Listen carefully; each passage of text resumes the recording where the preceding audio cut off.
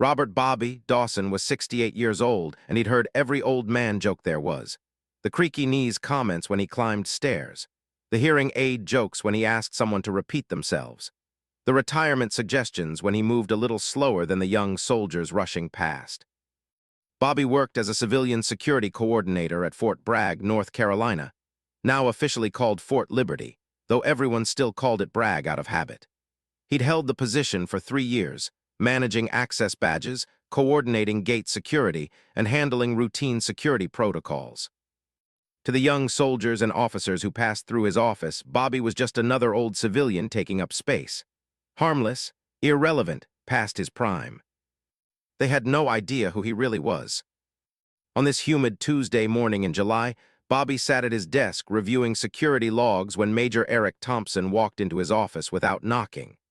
Thompson was 32, fresh from a deployment, and carried himself with the confidence of someone who'd seen combat and thought that made him special. "Hey, old man," Thompson said, not bothering with formalities. "I need visitor badges for a VIP tour tomorrow, 20 people. Can you handle that, or is it past your bedtime?" Bobby looked up from his computer. "Major Thompson, the proper way to request badges is through the online system, 48 hours in advance. You're giving me less than 24 hours. That's why I came in person, to ask nicely." Thompson's smile didn't reach his eyes. "Unless you can't handle a rush job." "I can handle it, but protocol exists for a reason. Protocol is for people who can't think on their feet. Real soldiers adapt." Bobby had been a real soldier when Thompson was still in diapers, but he didn't say that. He simply nodded. "I'll have the badges ready by 0800 tomorrow." "That's what I like to hear. Good man." Thompson turned to leave, then paused. "You know, Bobby, my dad is about your age. He retired years ago, spends his days fishing and playing with his grandkids. Ever think about doing that? Seems like it'd be more fun than sitting behind a desk." "I'm happy where I am, Major." "Suit yourself, but don't you think it's time to let the younger generation take over? Make room for people who are still in their prime?" Bobby kept his voice neutral. "I'll have those badges ready for you, sir." After Thompson left, Bobby returned to his work. He was used to this treatment. In his 3 years at this job, he'd been dismissed, patronized, and underestimated by nearly everyone under 40. Only a few people on base knew his real background.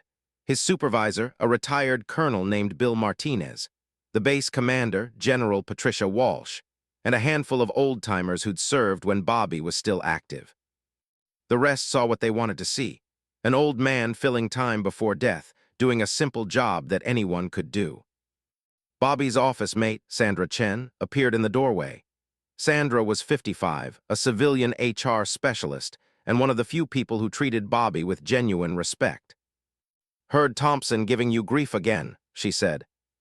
"Same as always. He thinks I'm one step from the nursing home." "That boy is an idiot, if he knew who he was talking to." "He doesn't, and I prefer it that way," Bobby interrupted gently. Why let them treat you like this?" Bobby looked at the photo on his desk. It showed him 40 years younger in uniform, standing with his Special Forces team. Young, hard, dangerous. A different person than the old man sitting at this desk. "Because that life is over," Bobby said quietly. "I did my time, now I'm just doing a job." "You're wasting your expertise." "Maybe, or maybe I'm finally getting some peace." Sandra shook her head and returned to her desk. Bobby finished processing Thompson's badge request and moved on to other tasks. The work was simple, routine, almost meditative. No life-or-death decisions. No split-second choices that could get people killed, just paperwork and protocols. After 32 years in Special Forces, Bobby had earned this simplicity. At lunch, Bobby walked to the base cafeteria. As he stood in line, he overheard a group of young officers talking at a nearby table. "Did you see old man Bobby trying to use the computer this morning?" one of them said. "Took him like 5 minutes to open an email. How is that guy in charge of security?" "He's not really in charge of anything," another officer replied. "It's a make-work job. The Army takes care of its veterans, even the ones who can't do anything useful anymore. My grandfather is 70 and sharper than that guy." They laughed, and Bobby kept his face neutral as he collected his food and found a table in a quiet corner. He ate alone, as he usually did, watching the flow of soldiers through the cafeteria. So many young faces. Kids, really, though they'd be offended to be called that. They thought they were tough, experienced, ready for anything. Bobby had thought the same thing at their age. Before Somalia, before Afghanistan, before the missions that had no names and left scars that never showed on the outside. After lunch, Bobby returned to his office to find an email from General Walsh requesting a meeting at 1500 hours. That was unusual. Bobby rarely interacted directly with the base commander. At 3 o'clock, Bobby walked to the headquarters building and was ushered into General Walsh's office. Walsh was in her mid-50s, a career officer with a sharp mind and no tolerance for nonsense. "Bobby, have a seat," Walsh said. "How are you doing?" "Fine, ma'am. What can I do for you?" Walsh studied him for a moment. "I'm going to be direct. I've been reviewing our emergency response protocols. We have good procedures on paper, but I'm not confident our young officers could execute them under real pressure." "That's not uncommon, ma'am. Paper and reality are different things." "Exactly, which is why I want to run a surprise exercise. Test our responses to a major security incident. See who steps up and who falls apart." Bobby nodded. "Makes sense. I want you involved, not as security coordinator, but as an observer and evaluator. You have experience with crisis situations that nobody else on this base has. I need your expertise." Bobby shifted uncomfortably. "Ma'am, I'm retired from that life. I coordinate badges now." "I know, and I've respected your desire for anonymity. But Bobby, we have kids running this base who have never faced anything beyond textbook scenarios. If something real happened, I need to know they can handle it." "What kind of exercise are you planning?" "Simulated terrorist attack, armed intruders on base, hostage situation, multiple simultaneous threats, chaos and confusion, the kind of thing that reveals what people are really made of." Bobby felt his pulse quicken slightly. He'd spent decades training for and responding to exactly these scenarios. "When?" "Tomorrow morning, 0600. No advance warning except for a few essential personnel who need to coordinate the simulation. Everyone else will think it's real until we announce it's an exercise." "That could be dangerous, ma'am. People might make poor decisions if they think the threat is real." "That's why I want you watching. If anyone is about to do something truly stupid or dangerous, you intervene. But otherwise, you observe and report. I need to know who my real leaders are." Bobby thought about it. One day of using his old skills. One day of stepping back into that world. "All right, ma'am, I'll do it." "Thank you. Report to the command center at 0530 tomorrow. And Bobby, Major Thompson will be one of the officers being evaluated. I've noticed how he treats you. It'll be interesting to see how he performs under pressure." After leaving Walsh's office, Bobby drove home to his small house off base. It was neat and simple, with a well-maintained yard and nothing that drew attention. Inside, he went to his bedroom closet and pulled out a locked case from the back. He opened it with a combination he hadn't used in 3 years. Inside were items from his old life, tactical gear, communications equipment, a sidearm he was still licensed to carry, patches and insignia from units that didn't officially exist. Bobby ran his fingers over a Special Forces tab, remembering the young soldier who'd earned it so many years ago. That soldier had been fearless, aggressive, ready to take on the world.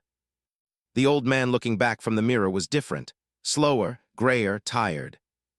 But the skills were still there, buried under years of quiet civilian life but not forgotten. Bobby selected a few items from the case, earpiece, tactical watch, a discreet comm unit, and set them aside for tomorrow. His phone rang. It was his daughter, Amy, calling from Colorado. "Hi, Dad, just checking in. How's work?" "Same as always, quiet." "Are they treating you okay? You're not working too hard." Bobby smiled. Amy worried about him, thought he was fragile in his old age. "I'm fine, sweetheart, just pushing papers and managing security badges, nothing stressful." "Good, you've earned an easy retirement." If she only knew that tomorrow, he'd be evaluating a simulated terrorist attack. But he wouldn't tell her that, wouldn't worry her. "How are the kids?" Bobby asked, changing the subject. They talked for 20 minutes about his grandchildren, Amy's work, normal family things. When the call ended, Bobby sat in silence, thinking about the exercise tomorrow. Part of him was excited. After 3 years of being treated like a useless old man, He'd get to show what he was really capable of, even if most people wouldn't know it was him pulling strings in the background. But another part of him was nervous. He was 68. He wasn't the operator he'd been at 30 or even 50. What if his skills had deteriorated more than he realized? What if he couldn't keep up? Bobby pushed those thoughts aside. Tomorrow would answer those questions. He went to bed early, setting his alarm for 4:45. As he lay in the dark, he thought about Major Thompson's words. Don't you think it's time to let the younger generation take over? Tomorrow, Bobby would find out if that younger generation was ready. And he had a feeling the answer would surprise everyone, especially Major Eric Thompson. Bobby arrived at the base command center at 5:20 hours, 40 minutes before the exercise was scheduled to begin. The command center was a secure facility in the heart of Fort Bragg, with banks of monitors, communication equipment, and staff positions for coordinating base operations. General Walsh was already there, along with Colonel Martinez and a handful of senior personnel who'd been briefed on the exercise. Bobby, good morning, Walsh said. You'll be stationed here monitoring the situation. We have cameras throughout the base. You'll have access to all communication channels. Your job is to watch and evaluate, but also to ensure nobody gets actually hurt in the confusion. Understood, ma'am. The scenario is this. At 0600, we'll activate alarms indicating a security breach. Simulated armed intruders at 3 locations, the armory, the operations center, and the commissary. Actors playing hostiles. Blank ammunition for those with weapons training. Chaos by design. Bobby nodded, reviewing the setup. Who's been designated as incident commander? Major Thompson. He's the duty officer this morning. This is his chance to prove he can handle a crisis. Bobby felt a small satisfaction at that. Thompson, who'd called him old man yesterday, was about to face the kind of test that separated real leaders from pretenders. At precisely 600 hours, the base sirens began to wail. The sound was immediately distinctive, not the tornado warning or the fire alarm, but the security breach alert that meant potential hostile action on base. On the monitors, Bobby watched the base spring into chaotic life. Soldiers emerged from barracks, some in full gear, others half-dressed. Officers ran toward their duty stations. Confusion rippled across the base. The command center radio crackled to life. Command, this is Gate 3. We have reports of armed individuals inside the perimeter, multiple locations. Request instructions. Major Thompson's voice came through, and Bobby could hear the stress in it. Gate 3, secure all entry points. Nobody in or out. I'm activating the security response team. Sir, what about the civilians on base? Do we evacuate? Thompson hesitated. That moment of hesitation told Bobby everything he needed to know. Thompson was already behind the situation, reacting instead of leading. A negative, Thompson finally said. Shelter in place, all personnel shelter in place. Bobby leaned toward the radio. General, he should be evacuating non-essential personnel. Shelter in place in this scenario just creates more potential hostages. Walsh nodded and made a note on her evaluation sheet. On the monitors, Bobby watched the scenario unfold. The actors playing hostiles had seized the commissary, where about 30 early morning shoppers were present. At the armory, another group was attempting to breach the weapons storage. At the operations center, a third team had taken hostages among the staff. The base security forces were responding, but without clear direction. Different units were getting contradictory orders. Nobody seemed to have a clear picture of the overall situation. Thompson's voice came through again. All units converge on the armory. That's our priority. We cannot let them access heavy weapons. Bobby shook his head. He's leaving the hostages at the commissary unprotected, and he's bunching up his forces at one location, making them vulnerable to a secondary attack. What would you do? Walsh asked. Bobby studied the monitors, his old tactical training kicking in automatically. Divide forces into 3 elements, one for each location. Establish inner and outer perimeters. Get eyes on all 3 situations simultaneously. Gather intelligence before committing to action. And for God's sake, establish a proper command post with communication to all elements. That's exactly right, Colonel Martinez said. Thompson is making classic mistakes, reacting emotionally instead of thinking tactically. On the ground, the situation was deteriorating. Security forces had rushed to the armory as ordered, leaving the commissary relatively unguarded. The actors playing hostiles at the commissary, following their script, were now escalating the situation, firing blanks and shouting threats. "Command, this is Unit 7 at the commissary," a voice called. "Hostiles are getting aggressive. We need support here. We're undermanned." Thompson's response came too late. "Unit 7, hold your position. Support is coming." But no support was coming, because Thompson had sent everyone to the armory. Bobby watched a young lieutenant at the commissary making decisions on his own. The lieutenant, a kid who couldn't be more than 25, was organizing his small team efficiently, establishing a perimeter, getting civilians to safety. "Who's that lieutenant?" Bobby asked. Martinez checked the roster. Lieutenant James Cooper, infantry officer, 2 years in service. He's doing better than Thompson, operating on instinct and training while his commander panics. 20 minutes into the exercise, it was clear that Major Thompson had lost control of the situation. Orders were contradictory. Units were operating independently. The actors playing hostiles were winning by any reasonable measure. General Walsh spoke into a secure channel. "Bobby, I'm going to end this exercise in 5 minutes. It's become clear what we needed to see, but I want you to do something first." "Ma'am, take over, use the command frequency, coordinate the response properly, show them how it should be done." Bobby felt a surge of adrenaline. "Ma'am, that'll reveal." "I don't care what it reveals. Right now we have chaos. I want my officers to see what proper leadership looks like. Take the con, Bobby." Bobby took a deep breath, then keyed the main command frequency. His voice, when he spoke, was different from the quiet civilian tone he used in his office. This was the voice that had commanded Special Forces operations, calm and absolutely authoritative. "All units, this is Command Actual. Stop, freeze in place and listen." The chaos on the radios paused. Confused voices responded. "Who is this?" "That's not Major Thompson." Bobby ignored the questions. "Unit 7 at the commissary, report your situation." The young lieutenant responded immediately. "We have approximately 30 civilians sheltered behind defensive positions. 4 hostiles visible. Unknown if more are present. We are holding perimeter but outnumbered." "Copy, maintain position. Do not engage unless hostiles threaten civilians directly. Unit 3, what's your location?" "Unit 3 is, we're at the armory, sir." "Redirect to commissary. Approach from the east. Coordinate with Unit 7. Establish outer perimeter. Unit 5 status." "Unit 5 is also at armory." "Redirect to operations center. Free those hostages. Move now. Unit 2, establish command presence at the armory but do not enter. Those are actors with blanks, not real threats. Contain and observe." Within 2 minutes, Bobby had reorganized the entire response. Units were properly distributed. Perimeters were established. Intelligence was flowing. Major Thompson's voice came through, angry and confused. "Who is this? Where is this coming from?" General Walsh keyed her radio. "Major Thompson, report to the command center immediately." Bobby continued coordinating. "Unit 7, I'm sending you support from the east. When they arrive, prepare to make entry into commissary. Deliberate controlled. Rules of engagement. Identify targets. Use minimum necessary force.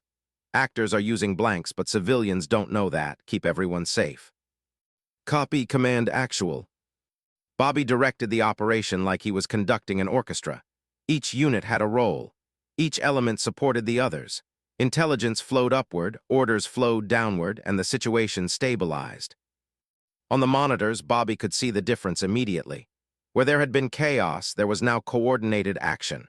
Where units had been confused, they now moved with purpose. Lieutenant Cooper's voice came through.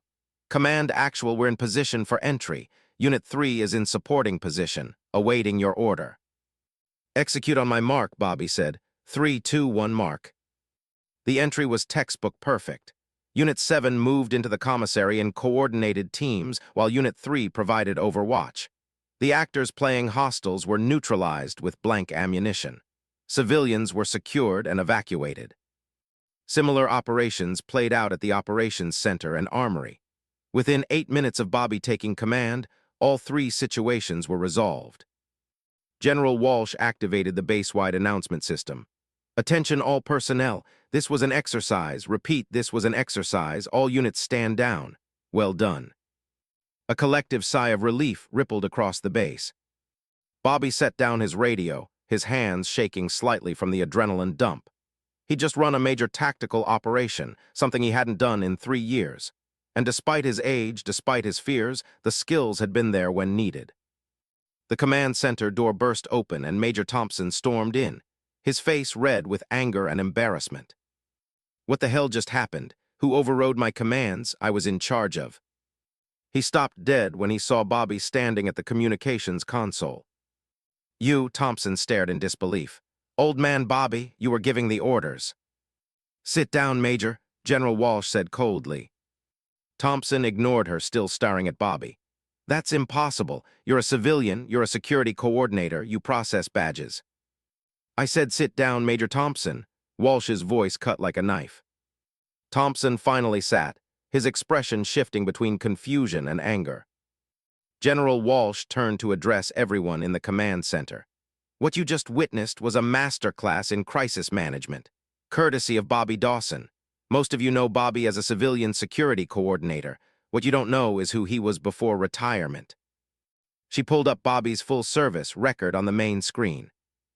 Robert James Dawson, 32 years of service, Special Forces, multiple deployments to classified locations, expert in counterterrorism, hostage rescue, and crisis response.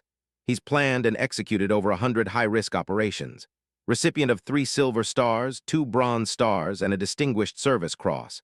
He's trained half the Special Operations commanders currently serving. The room was silent, everyone staring at Bobby with new eyes. For the past 3 years, Walsh continued, Bobby has worked quietly in a civilian position, asking for no recognition and receiving mostly disrespect from officers who didn't know who they were talking to. She turned to Thompson. Major, you called him old man. You suggested he retire. You questioned his ability to handle simple tasks. And then, when you failed completely to manage a crisis situation, he stepped in and showed you how it's done. Thompson's face was ashen. Bobby, Walsh said, would you like to explain to Major Thompson what he did wrong? Bobby looked at Thompson, seeing the young officer's humiliation.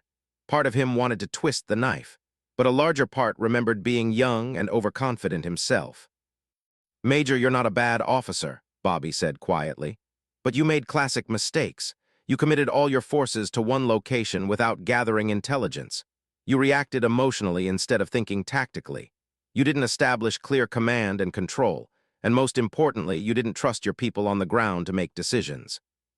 He paused. Those are all fixable errors. Learn from them, because in a real situation, those mistakes cost lives. Thompson nodded slowly, the fight gone out of him. General Walsh addressed the room. This exercise revealed significant gaps in our emergency response capabilities.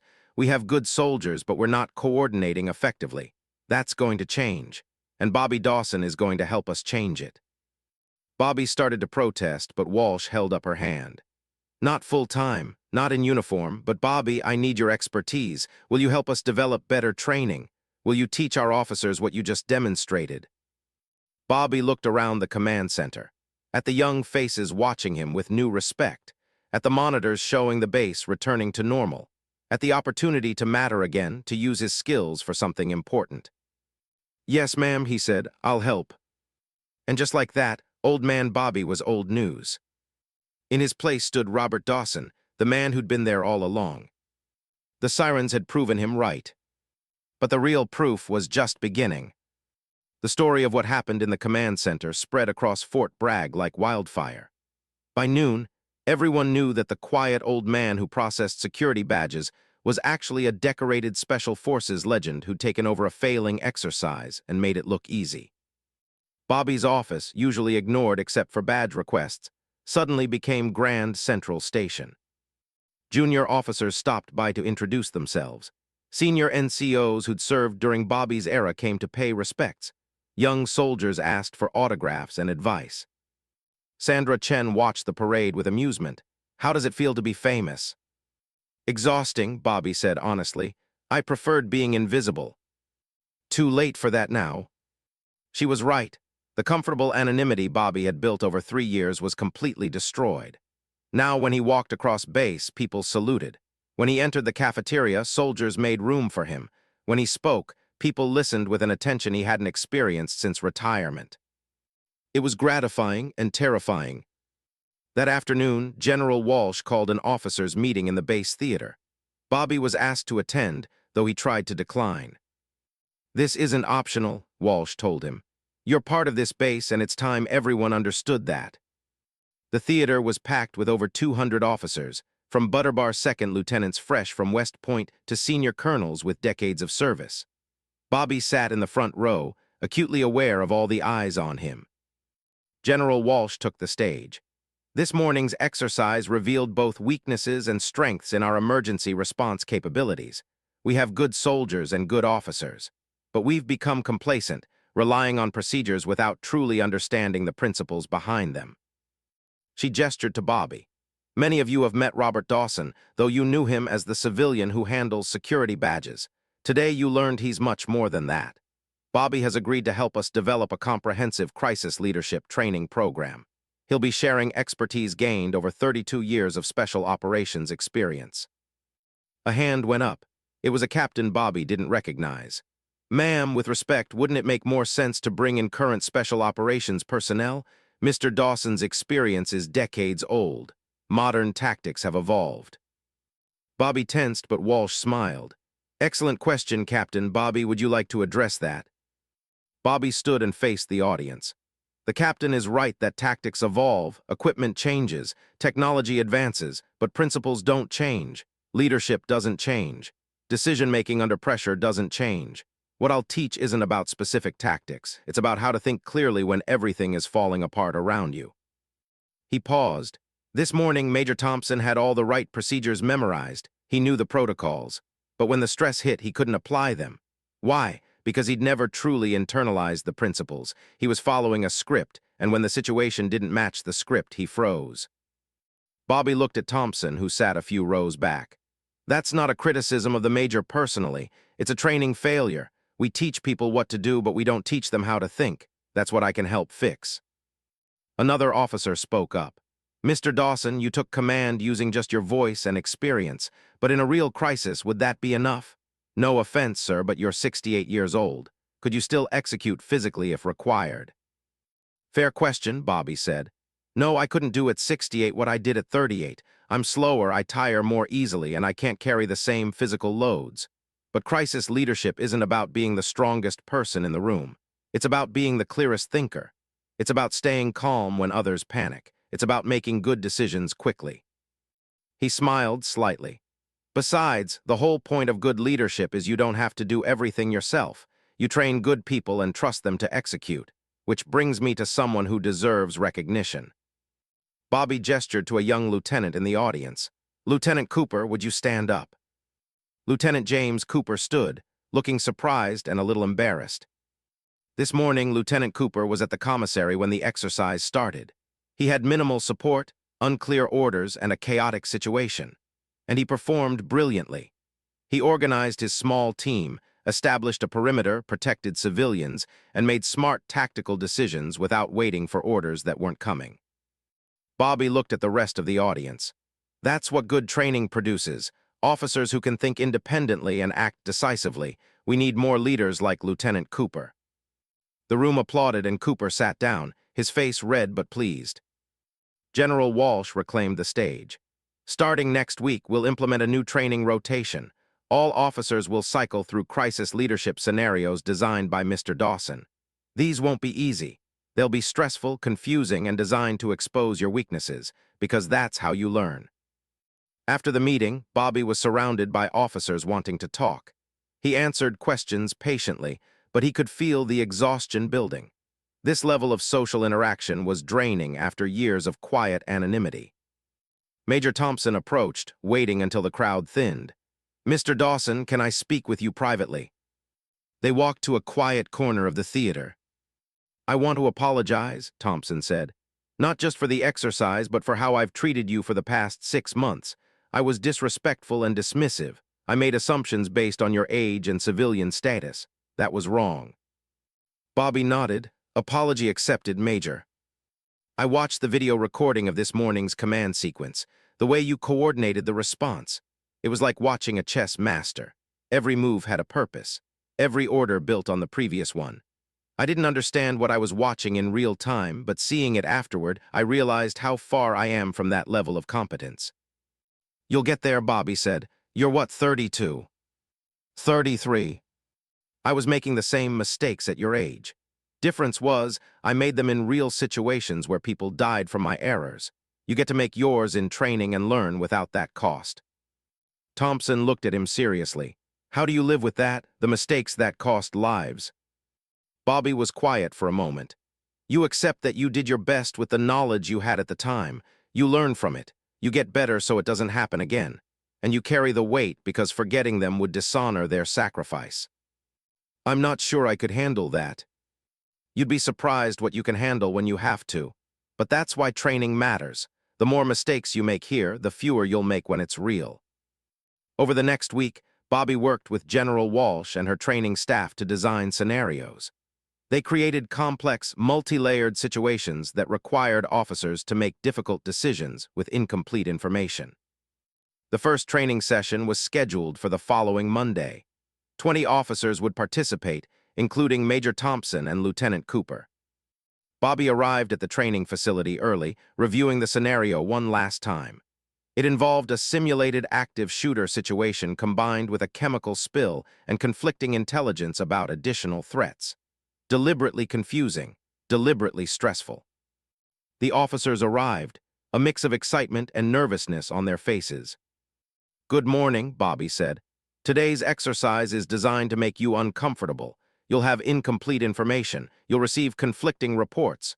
You'll face choices where every option has significant downsides. That's intentional, because real crises are messy. He divided them into 4 teams. Each team would face the same scenario, but from different command positions. You'll be evaluated not on whether you make perfect decisions, but on how you think through problems and lead under pressure. The exercise began. Bobby watched from the control room as the officers grappled with the scenario. Some froze, paralyzed by uncertainty. Others made snap decisions without gathering information. A few, including Lieutenant Cooper, worked methodically through the chaos. Major Thompson, to his credit, performed significantly better than during the base-wide exercise.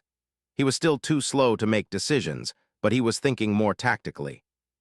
After 3 hours, Bobby called an end to the exercise and gathered all the officers for debrief. Before we talk about what you did, I want to ask a question, Bobby said. How many of you felt overwhelmed at some point during the scenario? Every hand went up. Good, that means we calibrated the difficulty correctly. Now, feeling overwhelmed is natural. The question is, what do you do with that feeling? Do you freeze? Do you make reckless decisions just to feel like you're doing something? Or do you acknowledge the feeling and work through it systematically? He pulled up video clips from the exercise. Let's look at some examples. For the next 2 hours, Bobby walked them through decision points, explaining not just what the right choice was, but how to arrive at it. He showed them how to quickly prioritize competing demands, how to delegate effectively, how to adapt when your plan failed. The officers were engaged, asking thoughtful questions, genuinely learning. At the end of the session, Bobby felt something he hadn't felt in years, the satisfaction of teaching something meaningful. This was different from processing badges or reviewing logs. This was passing on hard-won knowledge to people who needed it. General Walsh attended the debrief. Afterward, she pulled Bobby aside. That was excellent. The officers were genuinely challenged, and they learned. I want to expand this program. More officers, more scenarios. And Bobby, I want to make your position official. Not just a favor you're doing, but an actual senior training role with appropriate authority and compensation. Bobby hesitated. Ma'am, I retired for a reason. I didn't want the pressure. This isn't combat operations. This is teaching, sharing your knowledge, and clearly you're good at it. We need this, Bobby. The Army needs this. Bobby thought about the young officers he'd just trained, about Lieutenant Cooper's potential, about Major Thompson's willingness to learn from his mistakes. All right, he said, but I do it my way. No PowerPoint presentations, no death by briefing. Hands-on, practical training that actually prepares people for reality. Deal. Word of the training program spread beyond Fort Bragg. Within a month, Bobby received requests from other bases to run similar programs. General Walsh approved travel for Bobby to conduct training at Fort Benning, Fort Campbell, and Camp Lejeune. Suddenly, the man who'd been called Old Man and told to retire was in demand across the military. Bobby's children were both proud and amused. "Dad, I saw an article about you in Army Times," his son David called to say. "They called you a renaissance of old-school leadership. How does that feel?" "Like I'm even older than I thought," Bobby joked. "Seriously, though, you happy?" Bobby considered the question. "I'm useful again, that matters." 6 months into the training program, Bobby received a surprising visitor. A lieutenant general from Special Operations Command came to Fort Bragg specifically to meet with him. "Mr. Dawson, I've been reviewing your training results. The officers who have gone through your program show marked improvement in decision-making and crisis management. I want to expand this. Make it part of the curriculum at the Command and General Staff College. Reach every officer at the right career stage." Bobby was stunned. "Sir, that's a huge expansion." "That's how impactful your work is. Will you do it?" Bobby thought about all the officers he could influence, all the future crises that might be handled better because someone had learned to think clearly under pressure. "Yes, sir, I'll do it." As the general left, Bobby sat alone in his office, which was now a real office, not just a desk in a corner, and reflected on the journey. A year ago, he'd been Old Man Bobby, dismissed and underestimated. Now he was shaping the future of military leadership. The base Sirens had proven him wrong about one thing: his service wasn't over. It had just evolved into something different. Something that might be even more important than what he'd done before. The Command and General Staff College program launched 6 months later at Fort Leavenworth, Kansas. Bobby found himself standing in front of rooms full of majors and lieutenant colonels, senior officers who would shape the military for the next 20 years. The first class had 40 students. Bobby began the same way he'd started at Fort Bragg. "Most of you have combat experience," Bobby said. "You've led troops in difficult situations. You think you know how to handle crises, and you probably do within the context of your specific experiences. But crisis leadership isn't about recreating what you've done before. It's about adapting to completely new situations." He pulled up a scenario on the screen. Small town in the United States, mass casualty event, multiple agencies responding: police, fire, National Guard, federal agencies, conflicting jurisdictions, media everywhere, panicked civilians, political pressure. Who's in charge? The room erupted in discussion. Bobby let them debate for 10 minutes, then called for silence. "The answer is, it depends. There's no simple chain of command in a domestic crisis. You have to build consensus, coordinate across agencies, manage egos, and make decisions without clear authority. That's completely different from military operations where hierarchy is clear."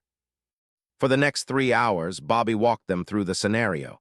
He introduced complications, threw in conflicting information, and forced them to make decisions without certainty. The officers struggled. These were smart, experienced leaders, but this kind of ambiguity was new to them. At the end of the day, a colonel approached Bobby. "Mr. Dawson, that was the most frustrating and valuable training I've experienced in years. I hated every minute of it, and I learned more than I can articulate." "That's the goal," Bobby said with a smile. Over the next year, Bobby developed a comprehensive curriculum. He brought in guest instructors, retired officers who'd led during Hurricane Katrina, 9/11, and other major crises. He created scenarios based on real events, showing what worked and what failed. The program became known as Dawson's Crucible, a reputation that both pleased and embarrassed Bobby. "You're famous now," Sandra Chen told him during one of his trips back to Fort Bragg. "There are memes about you on military social media. Old Man Bobby will teach you what your rank can't." "I don't understand memes," Bobby said. "That's very on brand for you." Despite the success, Bobby remained grounded. He still lived in his simple house, still drove his 10-year-old truck, still avoided publicity when possible. But he couldn't avoid recognition entirely. 18 months after the infamous base exercise, Bobby was invited to the Pentagon to brief senior leadership on crisis management principles. He stood in a room with generals and admirals, people who commanded hundreds of thousands of troops. And they listened to him like students. The most important thing I can tell you, Bobby said, is that your rank and experience can become liabilities if they make you think you know everything. The moment you stop questioning your assumptions is the moment you start making fatal errors. A four-star general raised his hand. Mr. Dawson, you're talking to people who have spent 30, 40 years in uniform. Are you suggesting we don't know how to lead?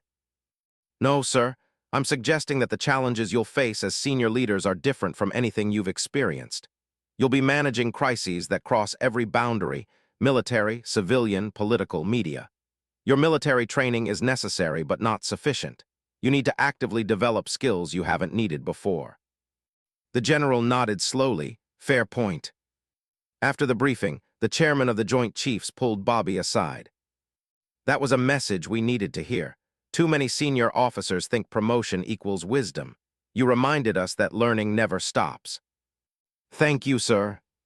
I want you to brief the Joint Chiefs quarterly. Keep us humble, keep us thinking. Bobby agreed, though he felt the weight of the responsibility. These were the people who made decisions affecting the entire military.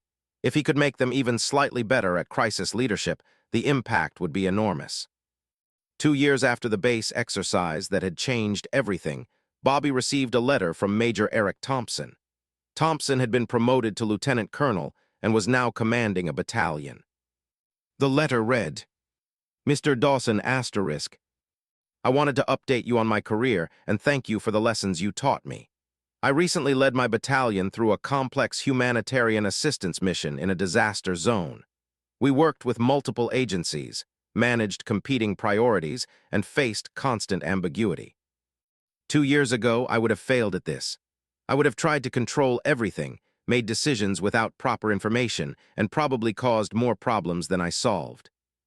Instead, I applied the principles you taught. I coordinated rather than commanded. I gathered information before deciding. I trusted my officers to make good decisions, and the mission succeeded. I still cringe when I remember calling you old man and suggesting you retire. I was an arrogant fool who didn't recognize wisdom when it was standing in front of me. Thank you for teaching me anyway, despite my disrespect. Respectfully *, LTC Eric Thompson. Bobby read the letter twice, feeling a profound satisfaction. This was why he'd come out of quiet retirement. This was why the exposure and attention were worth it. He was making a difference. That spring, Bobby received an unexpected honor. The Army announced he would receive the Distinguished Civilian Service Award, the highest award for civilian employees. The ceremony was held at Fort Bragg, where his journey back into significance had begun. The theater was packed with officers he'd trained, students who'd gone through his program, and colleagues who'd worked with him. General Walsh presented the award. Robert Dawson spent 32 years in uniform serving with distinction. Then he retired to a quiet life, asking for nothing but the chance to work with the aircraft and soldiers he loved. When we needed him, when our exercises exposed dangerous gaps in our crisis leadership, Bobby stepped up. Not for recognition, not for glory, but because service is who he is. She pinned the medal to Bobby's lapel. This award represents not just what Bobby has accomplished in the past 3 years, but a lifetime of service that continues to this day. We are all better officers and leaders because of him. The audience stood in ovation. Bobby saw faces he recognized: Lieutenant Cooper, now a captain and rising star; Colonel Martinez, beaming with pride; Sandra Chen, dabbing her eyes with a tissue. And in the back, his children David and Amy, watching their father receive recognition they'd always known he deserved. When it was Bobby's turn to speak, he felt the weight of the moment. I'm humbled by this honor, but I want to be clear about something. The past 3 years haven't been about me teaching you. They've been about me learning from you. Learning that service doesn't end when you take off the uniform. Learning that expertise matters at any age. Learning that the next generation wants and needs the wisdom we sometimes think is obsolete. He paused, looking at the young faces in the audience. 3 years ago, a commander called me old man and suggested I retire to fish and play with grandkids. He wasn't wrong to see me as old. I am old. But he was wrong to think old means useless. Age brings experience. It brings perspective. It brings scars from mistakes that taught lessons. That's not something to dismiss. That's something to value. Bobby smiled. The base Sirens that day didn't just prove I still had skills. They proved something more important: that we need each other. Young officers need the wisdom of experience. Experienced leaders need the energy and fresh perspectives of youth. We're strongest when we respect both. He looked directly at the section where his former students sat. So here's my challenge to all of you. When you encounter someone who seems past their prime, who looks like they don't belong, who appears to be just filling time before retirement, look closer. Ask questions. Learn their story. Because you might be standing next to the person who can save your career, your mission, or your life. But only if you're humble enough to recognize expertise when it doesn't come in the package you expect. The ovation that followed was longer and louder than before. After the ceremony, there was a reception. Bobby worked the room, shaking hands and catching up with people. Lieutenant Cooper, now Captain Cooper, found him. "Sir, I got orders for Afghanistan. I'll be leading a company in a complex operating environment. I'm nervous." "That's good. Nerves mean you take it seriously. Do you have any advice?" Bobby thought about all the deployments he'd done, all the mistakes he'd made, all the lessons he'd learned. Trust your training, trust your people. And when you face a situation that doesn't match anything you've prepared for, and you will, take a breath, assess calmly, and make the best decision you can with the information you have. Then adapt based on results. That's all any of us can do. Cooper nodded. "Thank you, sir, for everything." As the reception wound down, Bobby slipped outside for some air. The North Carolina evening was warm and pleasant. He stood looking at the base he'd called home for 3 years, thinking about the unlikely journey that had brought him here. General Walsh found him, "Sneaking away from your own party. Just needed some quiet." "You've earned it." She stood beside him in comfortable silence for a moment. "Bobby, I got a call from the Secretary of the Army. They want to expand your program across all the services. Navy, Air Force, Marines, make it joint. Create a standardized crisis leadership curriculum for the entire Department of Defense." Bobby absorbed that. That's ambitious. That's necessary. What you've built works. The data proves it. Officers who go through your training perform better in crises. They make fewer critical errors. They coordinate more effectively. The DoD wants that everywhere. "I'm 69 years old, General. I don't know if I have the energy for that kind of expansion." "Then we'll get you help. Build a team. Train instructors. You don't have to do everything yourself. That's one of the lessons you teach, remember." Bobby smiled. "True. So will you do it?" Bobby thought about Captain Cooper heading to Afghanistan, about all the other young officers deploying to dangerous places, about the crises they'd face and the decisions they'd have to make. "Yes," he said, "I'll do it." 5 years after the base exercise that had changed his life, Bobby stood in his office at Fort Leavenworth. The walls were covered with photos from training sessions, letters from students, and mementos from his career. He was 73 now, slower than he'd been, grayer, more tired. But still serving. The Joint Crisis Leadership Program he'd created now operated at 15 locations worldwide. Over 3,000 officers had graduated. The feedback was universally positive. And perhaps most importantly, the program had measurably improved crisis response across the military. Bobby's team had grown to include 12 instructors, all retired special operations or crisis response experts. They'd standardized the curriculum while maintaining the hands-on, realistic approach that made it effective. Bobby's phone rang. It was Captain Cooper, now Major Cooper, calling from Afghanistan. "Sir, wanted to give you an update. We had a complex situation yesterday. Suicide bomber, mass casualty, conflicting intelligence about follow-on attacks. I had to coordinate with Afghan forces, civilian agencies, and our own chain of command, all while managing the immediate crisis." "How did it go?"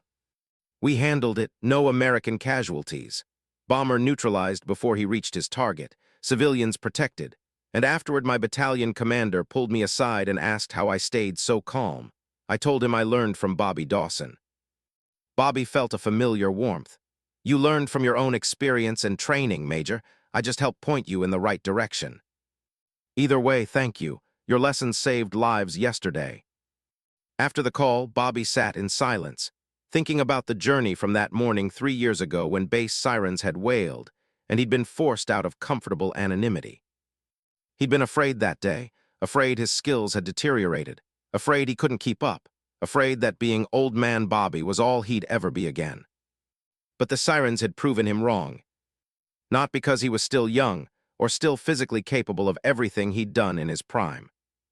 But because real expertise, the kind built over decades of experience, didn't expire with age, it matured, it deepened, it became wisdom. The commander had called him old man as an insult. But old turned out to be the most valuable thing Bobby could be. Because old meant he'd survived when others hadn't. Old meant he'd made mistakes and learned from them. Old meant he'd seen enough crises to know that panic was useless and calm was powerful. Old meant he had something worth teaching. Bobby's daughter Amy called that evening. "Hi, Dad, how are you feeling?" "Tired but good, had a good day." "When are you going to actually retire? You're 73, you should be relaxing." Bobby smiled. "I am relaxing, this work doesn't stress me like operations did, it fulfills me." "I'm proud of you, Dad, you know that, right? Not just for what you did in the service, but for what you're doing now. You could have stayed invisible. Instead, you stepped up when you were needed." After the call, Bobby walked outside and looked up at the Kansas sky. Stars were emerging as darkness fell. He thought about all the officers he'd trained, the crises they'd face, the decisions they'd make, the lives they'd save because someone had taught them to think clearly under pressure. That was his legacy now. Not the operations he'd run or the decorations he'd earned, but the knowledge he'd passed on. The commander had called him old man and meant it as a dismissal. But the base Sirens had answered with a truth the commander hadn't understood. Old meant experienced, old meant tested, old meant worthy of respect. And sometimes, old was exactly what the situation required. Bobby Dawson was old, and he was exactly where he needed to be, doing exactly what he needed to do. Serving until the very end. Just like he'd always done. Just like he always would.